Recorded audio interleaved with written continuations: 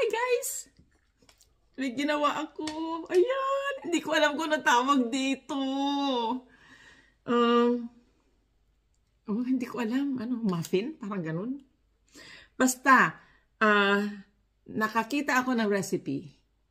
Tapos, simple lang siya. Ginaya ko. Ni-screenshot ko yung recipe. Pero wala yung pangalan. So, and then, nawala ko na yung video. Kaya hindi ko alam kung nakasulat ba doon kung anong tawag dito. Basta, ito yan, nasa ramekin. Tanggalin natin.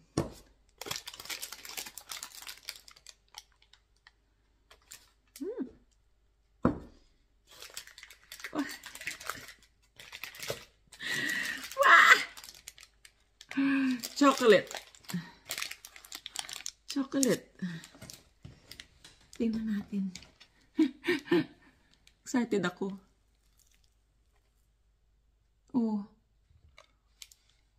Kita ba? This is made of sweet potato. Walang flour. No flour.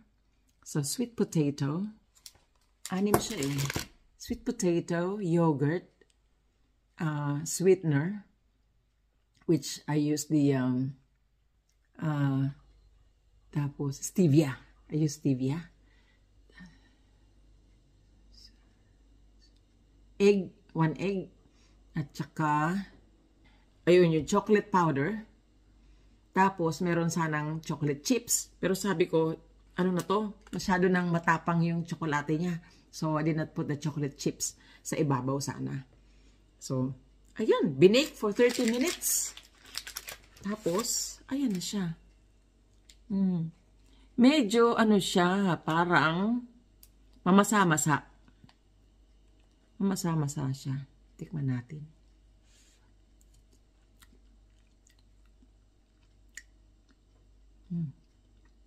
Sarap naman.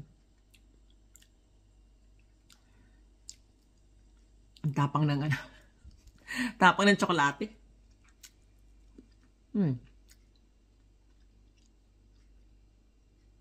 Sarap naman. Kamote. Nalalasahan ko yung kamote. So, the sweet potato is the flour. I boiled it. Tapos I mashed it. Nilagay dito.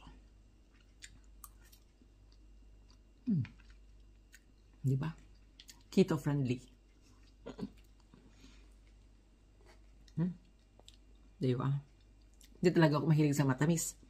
Medyo matamis siya. 3 tablespoon ng stevia ang nilagay ko. Kasi yun ang sabi sa recipe. Sinunod ko talaga yung recipe. So, matamis nga.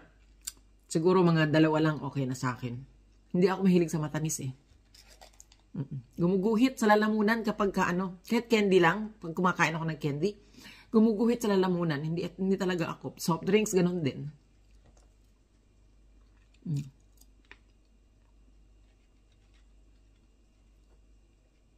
Siguro dapat may konting salt. Ang sabi, drizzle with peanut butter.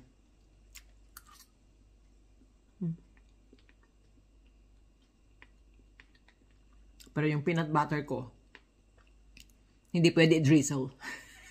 Mano siya? I-spread mo siyang ganun. Hindi siya pwede i-drizzle. Siguro pwede ilagay sa microwave para lumambot. But, this is alright. Matapang lang sa tsokolate. Siguro bawasan ko din yung tsokolate niya. Ang tsokolate niya is, 1/4 cup. 1/4 cup of chocolate, powder, 1/4 cup of yogurt, 3/4 cup ng 1/3 cup ng sweet potato. Not bad. Matamis lang para sa akin. Matamis ang 3 kutsarang stevia. So good. Siguro you can also use ano,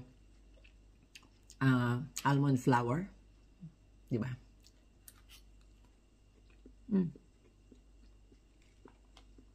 There you go. Wala lang, naisipan ko lang gayahin.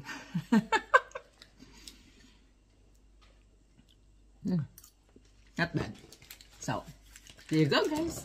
Another, recipe na pwede sa mga may hilig sa matamis, yung mga nagka-crave ng, mga muffins, mga ganon. This is nice. So, there you go.